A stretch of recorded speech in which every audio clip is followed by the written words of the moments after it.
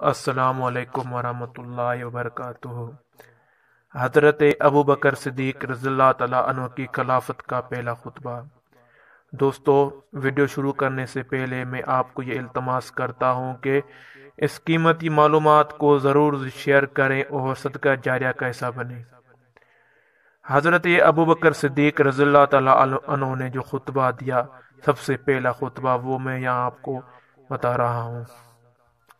اے لوگو، میں تمہارا حاکم بنایا گیا ہوں، لیکن تم سے بہتر نہیں، اور اگر میں نیک کام کروں تو اس میں میری مدد کرو، اور اگر برا کروں تو مجھے ٹوکو۔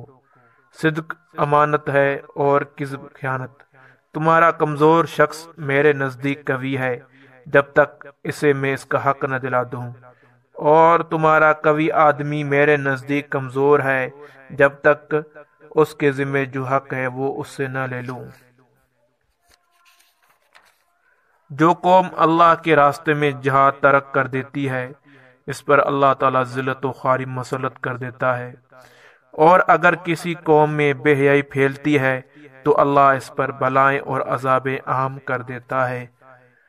تم میری اطاعت کرو جب تک میں اللہ اور اس کے رسول صلی اللہ علیہ وسلم کی اطاعت کروں، لیکن اگر مجھ سے کوئی ایسا کام سرزد ہو جس سے اللہ اور اس کے رسول صلی اللہ علیہ وسلم کی نافرمانی کا پہلو نکلتا ہو تو تم میرے اطاعت پر واجب نہیں۔